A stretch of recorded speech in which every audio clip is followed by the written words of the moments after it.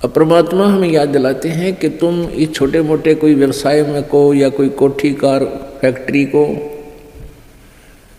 प्राप्त करके परमात्मा से दूर हो जाते हो। उसके लिए बताते हैं कि कबीर जीना थोड़ा, बहुत ही कम समय है ये, और आपके जो इरादे हैं वो बहुत लंबे चौड़े, आपकी कल्पनाएं बहुत लंबी चौड़ी, ये कर दूंगा वो कर दूंगा, और एक पल का भरोसा नहीं, कब यहाँ से शरीर छूट जाए, जीव चला जाए। कबीर थोड़ा जीवना ये मंडे बहुत मंडाने, दूर तक के पता नहीं क्या क्या सोच बना रखी है, कल्पना कर रखी है, ये कर दूंगा वो कर दूंगा, और कहते सभी चल रहे हैं यहाँ से, सभी का एक दिन प्रतिदिन कम हो रहा है। हम कितने नशे में हैं। कबीर ये माया अटपटी, कबीर ये माया अटपटी, सब घट आण अड़ी, किस किस को समझाऊं या कुएं भांग पड़ी।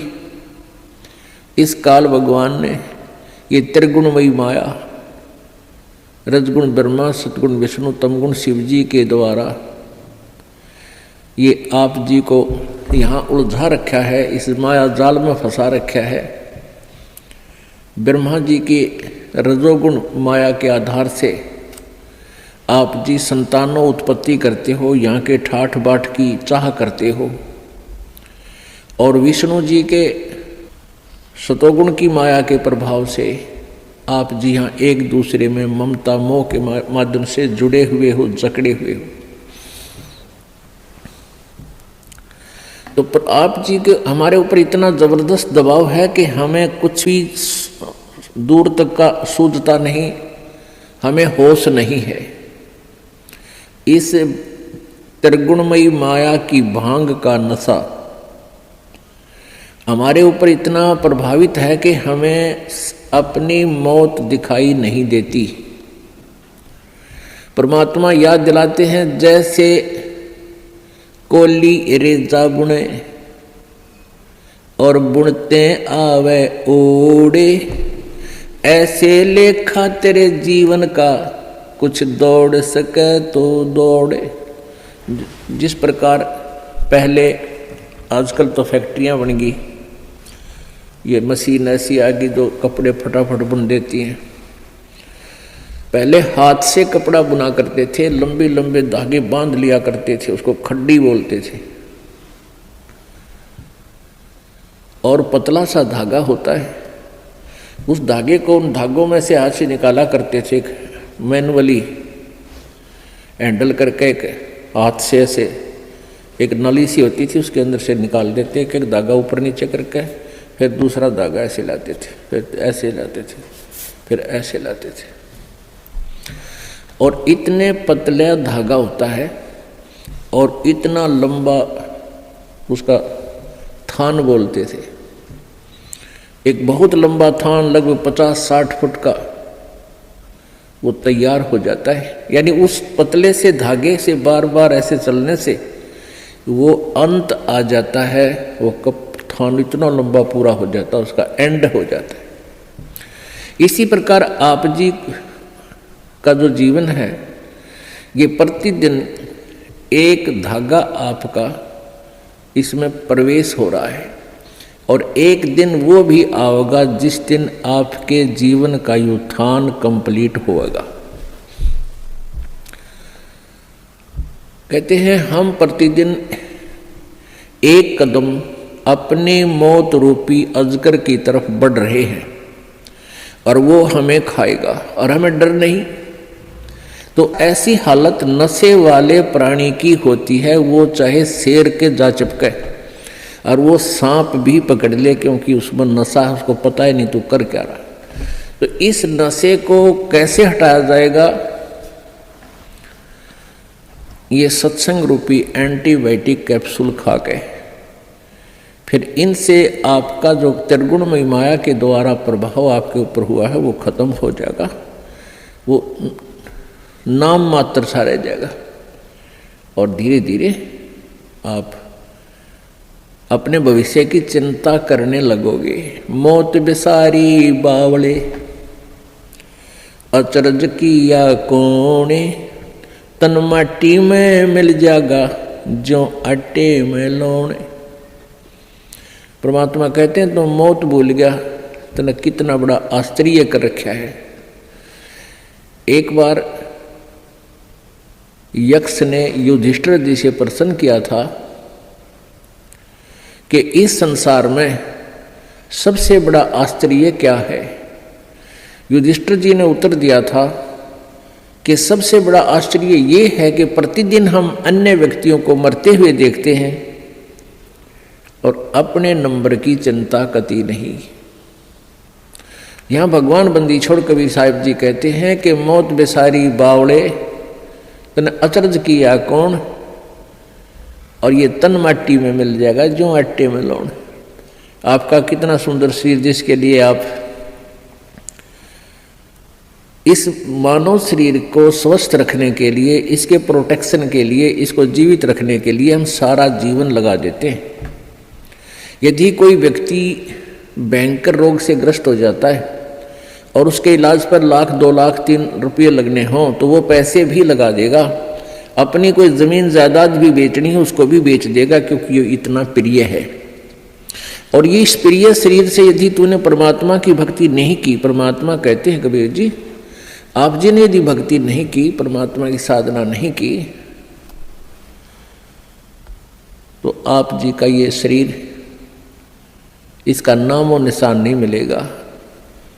ये ऐसे मिल जाएगा पृथ्वी में जैसे आटे में नमक, दृष्टिगोचर नहीं होता। एक दिन ऐसा होएगा सबसे पड़े बिछो, राजा नैना रंग सब सावधान क्यों न हो। एक दिन ऐसा होगा आप जी को यहाँ सबको छोड़कर जाना पड़ेगा। ना आपका बेटा साथ चले, ना बेटी साथ चले, ना कार साथ चले, ना कोठी साथ चले। एक दिन ऐसा होएगा सबसे पड़े बिछो। इसलिए परमात्मा कहते हैं राजा राणा रंग सब सावधान क्यों ना हो, यानी सावधान हो, सतर्क हो, डरो परमात्मा से और उस मौत से, आने वाले उस दिन को याद रखो। फिर बुराई नहीं कर सकते आप पाप नहीं कर सकते, आप भगवान की भक्ति को नागा नहीं कर सकते जब आपको मौत याद रहेगी। हमने सबसे पहले उसी वस्तु को भूला जो सदा याद रखनी चाहिए थी। कौन कौन सी? एक तो परमात्मा और दूसरे मृत्यु। उज्जड़ खेड़े ठीकरी ये गड़गड़ गए कुमारे, वो रावण श्रीखे चले गए वही लंका के सरदार। आप देखते हो जगह जगह कोई नगर उजड़ गया, उसको खेड़ा बोलते हैं।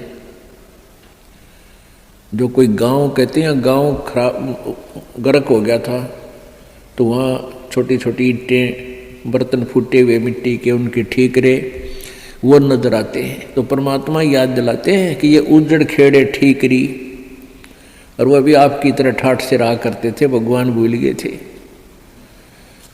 और गड़गड़ गए कुमार, रावण जैसे चले गए वो लंका के सरदार, आपकी तो औकात क्या है। ऊंचा दिखे धौलहरा ये मंडी चिति पोले, एक हरि के नाम बिना ये जम्मा रहेगा रोल। कहते हैं आप जी को ये काल आपकी रोल मार रहा है। रोल मारना आपको मूर्ख बना रहा है। अब बहुत बड़ा आलीशान कोठी बना ली, उसका खूब संगे मरमर ला दिया, उसके बढ़िया बढ़िया पत्थर लगा दिए, और इसने देख देख कर तू भगवान को भूल गया। ऊंचा दिखे धौलरा और मंडी चीती पोले,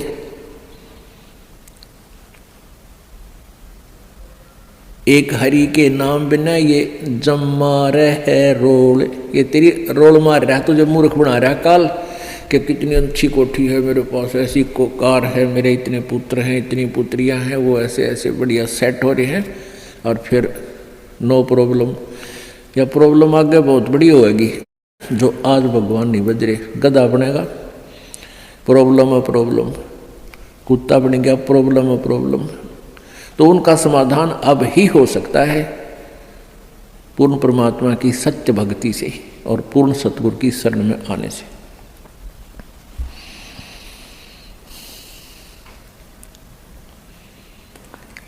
कबीरा देवल ढह पड़ा ये ईंट वही संघार, कोई चे जा रहा चुनिया मिलान दूजी बार।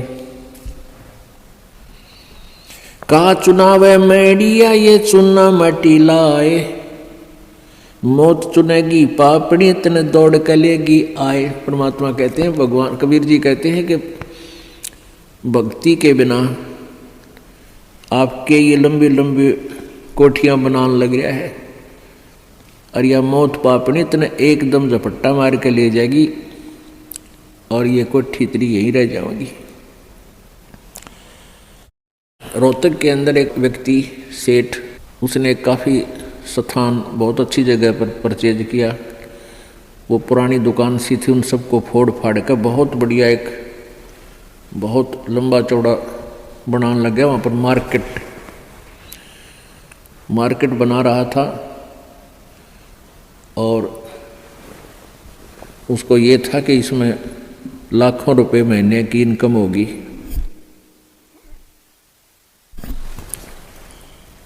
अब वो मार्केट तो बनी भी नहीं थी, वहाँ जो वर्कर काम करे थे उनको पेमेंट की और वो वर्कर वहाँ बैठकर अपने पैसे पेमेंट को गिन रहे थे, संभाल रहे थे। और वहीं पर गर्मियों के दिन थे, उस सेठ ने वहीं पर नहाने के लिए एक पट नीचे ईंट सी बचा रखी थी और ठंडा पानी की वहाँ व्यवस्था थी। तराई के लिए नहाने लग गया। अब स्नान करके धोती बांधी थी, कुर्ता पैर नहीं पाया, एकदम गिर गया और गिर गया कि मर लिया खड़ा खड़ा। उसका समय पूरा हो चुका था, वो एकदम समाप्त हो गया वहीं पर। तो यहाँ परमात्मा याद दिलाते हैं,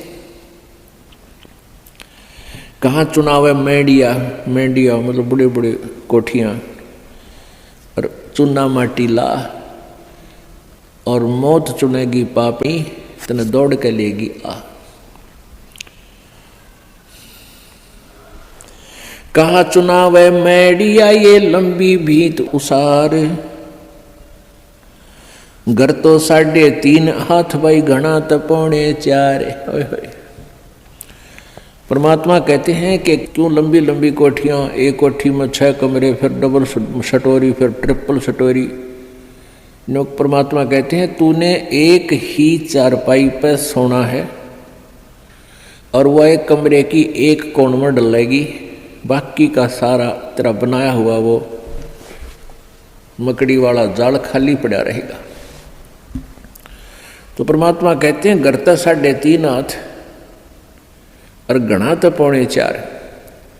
एक व्यक्ति का अपना शरीर का जो डायमेंशन है, अपने हाथ के 3.5 हाथ, 3.5 हाथ, कोई चाहे छोटा है चाहे बड़ा, अपने हाथ नाप के देख लियो, उसका लंबाई 3.5 हाथ की होती है और एक हाथ का ऐसे पूरा विस्तार होता है।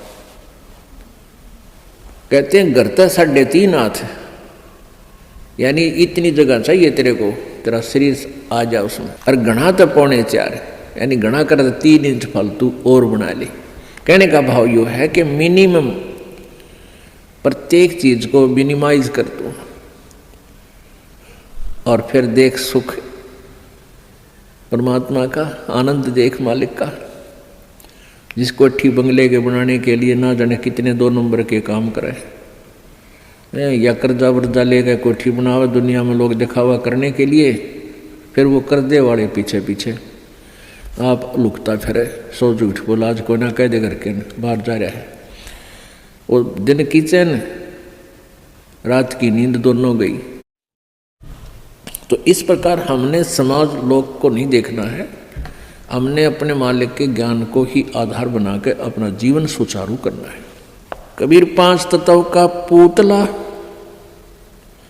मानुष दरिया नाम 4 दिना के कारण है ये फिर रोक कर ठाम। अब क्या बताते हैं, ये 5 तत्व की बना हुआ ये मिट्टी का शरीर, इसका मानुष धर दिया नाम, और 4 दिना का जीवन है। पता नहीं कहाँ कहाँ पर कोठी बनाता है। गुड़गांव में एक प्लाट ले लिया, हिसार में एक बड़ा बड़ा मकान ले लिया, जींद में अर्बन स्टेट में कोठी ले ली। परमात्मा कहे 2 दिन का जीना है और पता नहीं कित कित स्थान रोक के बैठा है। मेरे पास फिर भूत बनकर सैर सपट्टे करेगा कि उसको ठीक है देखने जा के उसने, और घर वाले कह करा कर मृत्यु होते ही उसको तो लेकर जाएंगे शमशान घाट पर शरीर को, और पीछे तो पहले काठ की देल होया करती, चौखट नीचे काठ की, उसमें कील गाड़ दिया करते जंतर मंतर करके, कहते फिर ना आ जाए उल्टा यो भूत है। और वो सारा जीवन खो दे उस कोठी बनाने में, उसको वापस प्रवेश निषेध।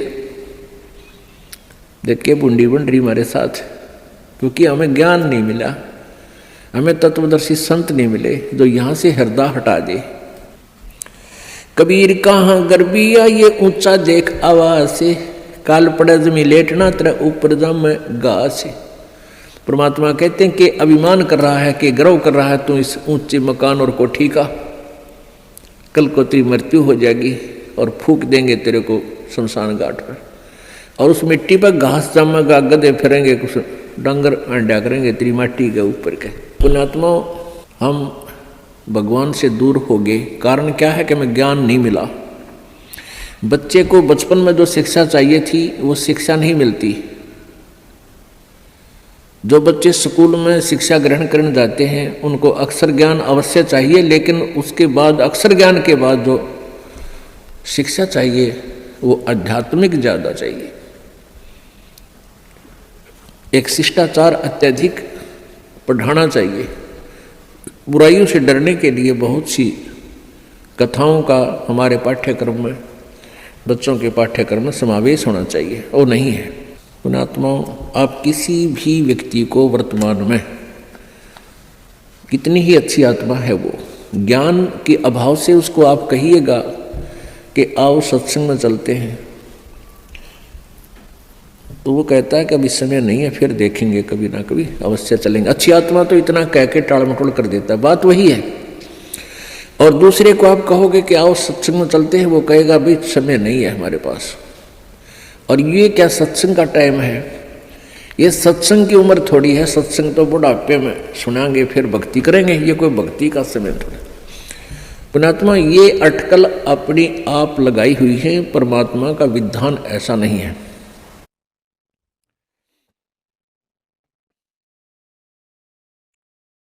अब परमात्मा क्या बताते हैं, कबीर कहाँ गर्भियो ये काल गह करके से, न जाने कित मारेगा यो के घर के परदेश।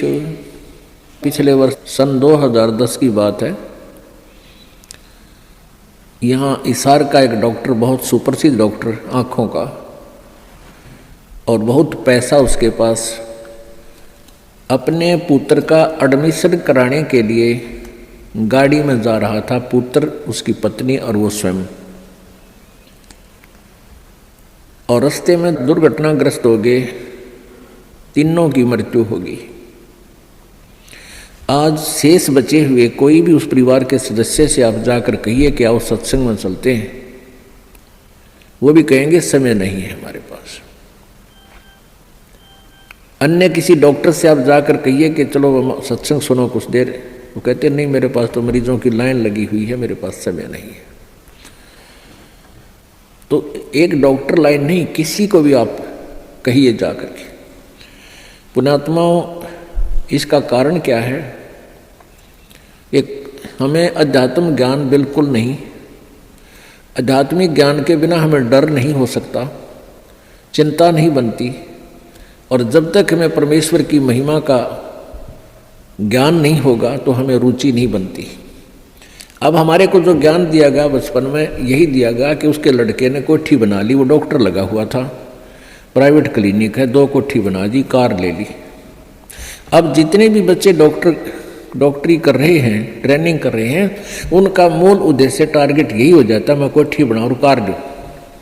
यदि हमारी एजुकेशन में ये आध्यात्मिक ज्ञान अत्यधिक प्रवेश हो तो उन बच्चों का ये टारगेट ना रहे और वो बिल्कुल बहुत जायज़ फीस ले, जायज़ काम करें और बहुत ही सस्ता ट्रीटमेंट करें, भगवान से डरने वाले होंगे।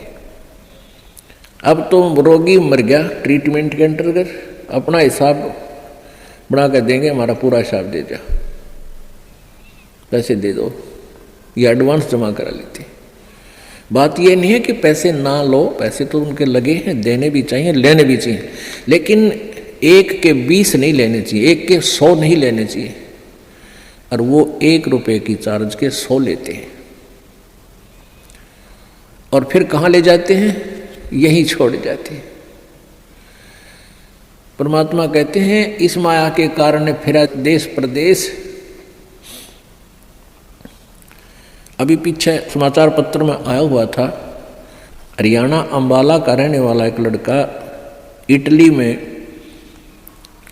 गया हुआ था, वहाँ से वापस आया क्योंकि वहाँ यहाँ की बजाय, हिंदुस्तान की बजाय वहाँ अधिक पे मिलती है, तनख्वाह मिलती है, रोजगार के लिए वहाँ गए, अच्छा पैसा लेकर आते हैं वहाँ से।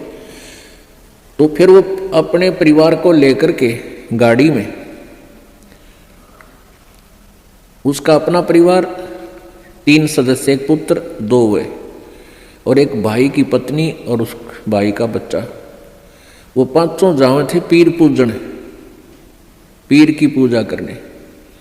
और उस पेपर में लिखा, समाचार पत्र में लिखा हुआ था कि वो एकदम इतनी ऊंचाई से गुजर रहे थे कि वहाँ से गाड़ी पलट गई और 50 फुट नीचे तालाब में गिर गई, वो 5 मर गए। पुण्यात्मा, हम भूल जाते हैं कि ये घटना उसके साथ घट गई, हमारे साथ नहीं घटेगी। हमारे साथ ऐसी नहीं घटेगी तो कोई और तरह की घट जाएगी, यानी काल ने तो हमारे को यहाँ से जो उसने समय निर्धारित किया उसी दिन उठा लेना है। एक भक्त बता रहा था कि मेरे मामा के 5 लड़कियाँ और मेरी मामी भात न्योतन जावे थी, 3 लड़कियों की शादी इकट्ठी, भात न्योत का वापस आवा थी, रोहतक के बस स्टैंड पर खड़ी थी। अब जिसकी 3 बेटियों की शादी, उसको किस प्रकार की चिंताएं कहाँ कहाँ से विचार व्यक्त कर सोचती रहती है।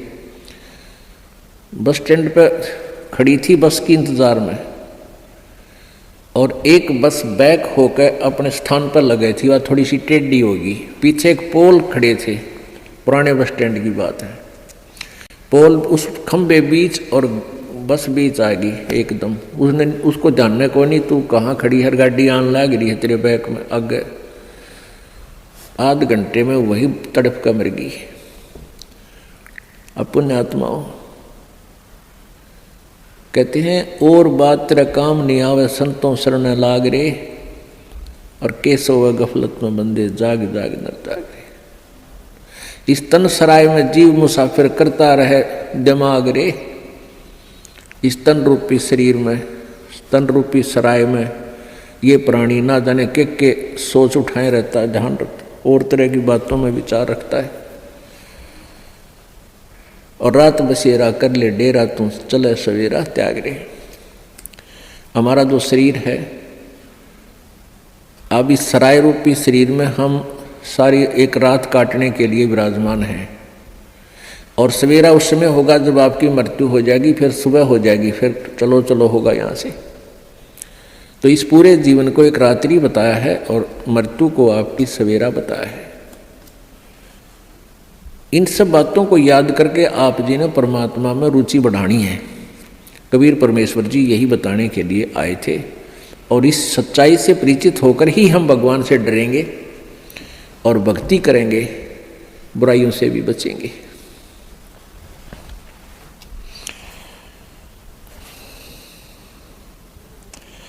कबीर कहाँ गर्बियो काल गह करके से, ना जाने कित मारसी के घर के परदेश।